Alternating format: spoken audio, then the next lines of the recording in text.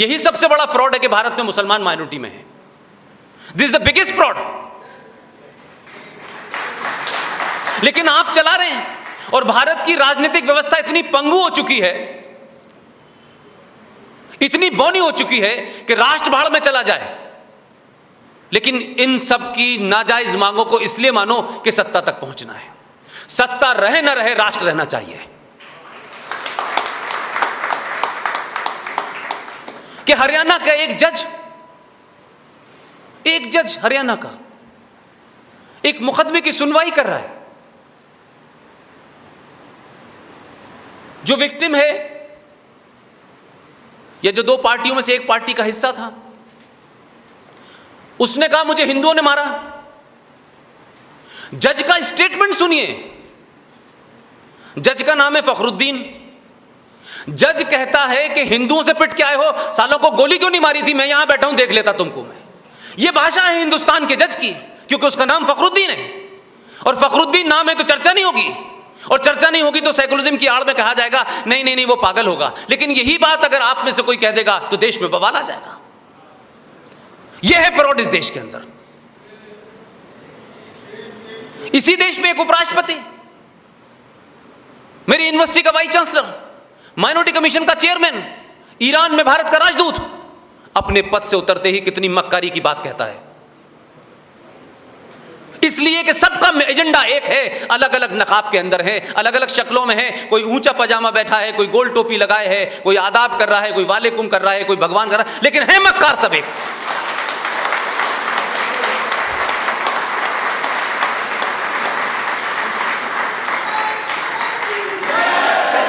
लिहाजा मैं इस बात से चिंतित नहीं हूं। मैंने जो बात शुरू में कही है कि अगर आप ईमानदार थे और हैं, और आपको लगता है कि आपके साथ इनजस्टिस हो रहा है, तो आप मुझे बताइए। आप तो तथाकथित तौर पे लार्जेस्ट माइनॉरिटी हैं। यूएनओ का जो चार्टर कहता है, और भारत की जो आपकी कॉन्स्टिट्यूशन असेंबली की जो डिबेट है, उसमें गोपाल अयंगर को पढ़ लीजिए, पटेल को पढ़ लीजिए, और पता चल जाएगा उन्होंने क्या कहा माइनॉरिटीज के बारे में। ये मेरे विचार नहीं है। पूरी टोटल पॉपुलेशन का जो 2% या 1.5% होगा वो माइनॉरिटी कहलाएगा।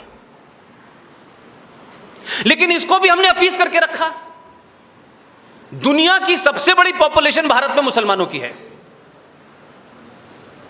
और किसी किस्म की रोक नहीं है।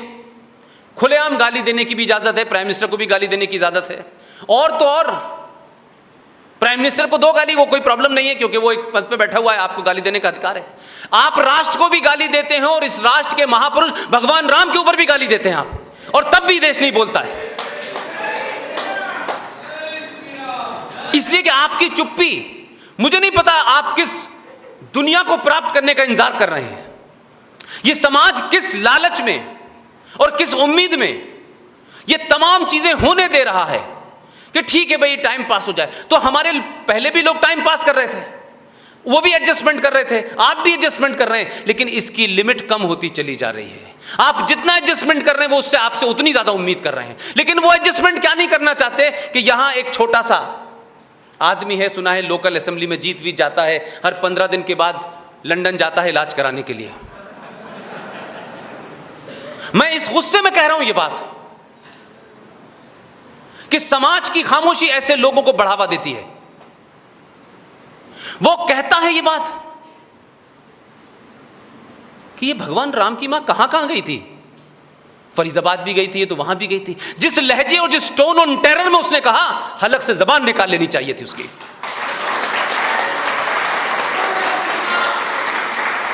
कानून, संविधान, ये जो कानून, संविधान, रूल बने हैं ना, ये एक आदर्श स्थिति के लिए हैं। जब समाज आदर्श होता है, लेकिन ये लुटेरे बलात्कारियों के लिए नहीं है कि आप इस उम्मीद में कि कानून उनसे निपटेगा। तो कानून निपट रहा होता तो इस देश के अंदर ये पैदा होते, ये नहीं होते पैदा। लेकिन समाज की चुप्पी ने और उस खामोशी ने लोगों को इतनी दूर तक आजादी दे दी है कि लोग जो दिल चाहे कह दें। और ओपन डाइवर्जन है इस देश के अंदर। राम पे सवाल खड़ा कर दे, सीता पे खड़ा कर दे, राम की मां पे खड़ा कर दे, उसको चर्चा में इस घिनौने अंदाज में लाए। लेकिन डेनमार्क में उसने कुछ यूं यूं करके बनाया और नीचे लिख दिया। इस पे बवाल हो गया कि कार्टून क्यों बनाया। तो कार्टून बनाने वाले से मेरी एक ही शिकायत थी कि तुम्हारे पास जब ओरिजिनल तस्वीर ही नहीं है उनकी, तो कार्टून बनाने का क्या मतलब है। तो जिसकी ओरिजिनल तस्वीर नहीं है, जब वो खुद अपने जमाने में मोहम्मद साहब कह के ये चले गए कि मेरी कोई तस्वीर नहीं होगी, मेरी कोई मजार नहीं होगी, तो भाई किसी ने कह दिया ये है, तो आप उस पर इतना भड़क गए कि आपने देश में आग लगा दी।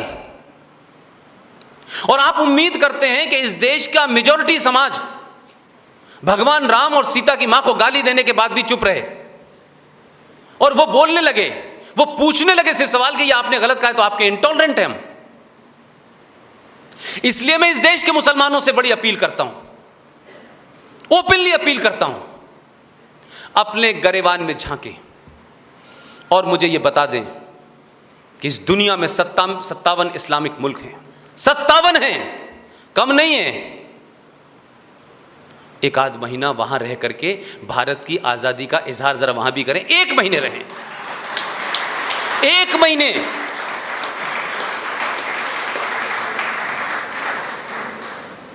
तुम्हें इस बात का शुक्रगुजार और फख्र होना चाहिए देश के मुसलमानों कि न तुम्हारा कोई पूर्वज अरब से आया था, न औरंगजेब था, न बाबर था। ये बात अलग है कि ये जो बैठे हुए हैं इस देश भर में, जिनको 90% हिंदू कहते हो तुम, ये उस वक्त भी और आज भी इसने तलवार के जोर से शलवार नहीं पहनी थी।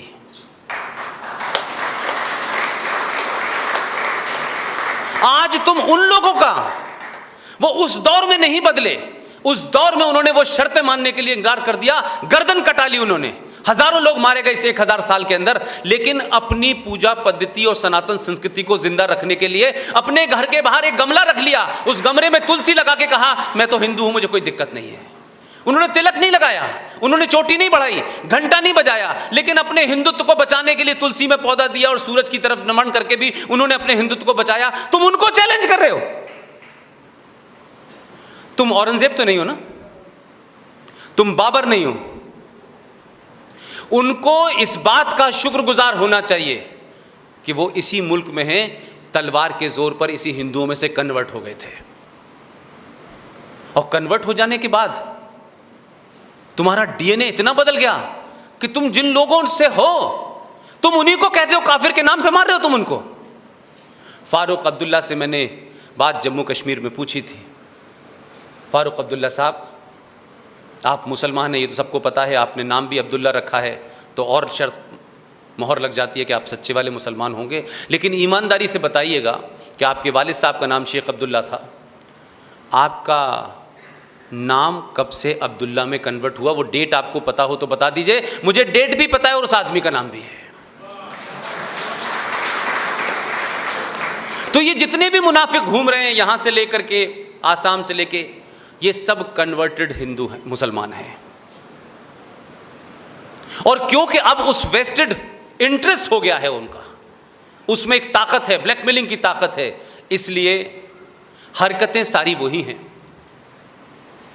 लेकिन मुसलमान के नाम पर आपको सत्ता मिलती है, इस देश की मेजॉरिटी डरती है। अब्दुल्ला साहब के 1722 में जो उनके पूर्वज थे उनका नाम था राघो राम। ये जो इकबाल साहब तराना लिख के चले गए, ये भी कश्मीरी पंडित ब्राह्मण थे। तो आप बदल गए तो भाई आपने बदले तो हमने कुछ नहीं कहा, लेकिन हमें मत बदलना भाई। हम जब नहीं बदले तो अब क्या बदलेंगे? हम जब नहीं डरे तो अब क्या डरेंगे? लिहाजा उन तमाम मुसलमानों का जो पढ़े लिखे भी हैं, कुछ तो ऐसे हैं कि राहत इंदौरी बने हैं और जावेद अख्तर भी बन गए हैं, पढ़ने वाला ज्यादा खतरनाक हो गया है, उनको एक बात का ध्यान जरूर रखना चाहिए ये गुजारिश भी है, ये मेरी अर्ज है, ये सजेशन है, ये चेतावनी वितावनी नहीं है। चेतावनी वो लोग देते हैं जो खुद ही डरे हुए होते हैं। अगर इस देश में इस सनातन संस्कृति के मानने वाले लोग जो 1000 साल तक अपनी उसी आदर्शवाद के चलते गुलाम भी हुए, फिर उसके बाद भी लड़ते रहे, अपनी संस्कृति भी दी, और पूरी दुनिया में 5000 साल से जो भी कुछ आज ये समाज और देश देख रहा है, उसके नाम अंग्रेजी हो सकते हैं, लेकिन सब कुछ आप ही ने दिया था। पूरी दुनिया को आप ज्ञान बांटने वाले लोग थे, आप विश्व गुरु थे। लेकिन आपके अंदर की कमजोरियों ने, आपके अंदर के छोटे छोटे डिस्टेंस ने आज आपको यहां खड़ा कर दिया कि दुनिया की सबसे बर्बर कौम, दुनिया के सबसे वहशी लोग, किताब का हरियत सुन्नत का इशा वो लेकर के, शरिया का फायदा उठा करके, हदीस का इस्तेमाल करके आपको मारते हैं। जिन्होंने इस देश में संस्कृति दी, आप सब लोग मुझसे बुजुर्ग हैं, पता करिएगा कि भारत के अंदर कोई रेप शब्द कहां से आया, किस संस्कृति से आया, कब शुरू हुआ। हमारी संस्कृति में तो शब्द, हमारी भाषा में तो शब्द तलाक भी नहीं है। हिंदी में, संस्कृत में कोई शब्द ही नहीं है तलाक, क्योंकि हमारे यहां बिजनेस कॉन्ट्रैक्ट नहीं है मियां बीबी की शादी। हम उस परंपरा के लोग हैं भाई।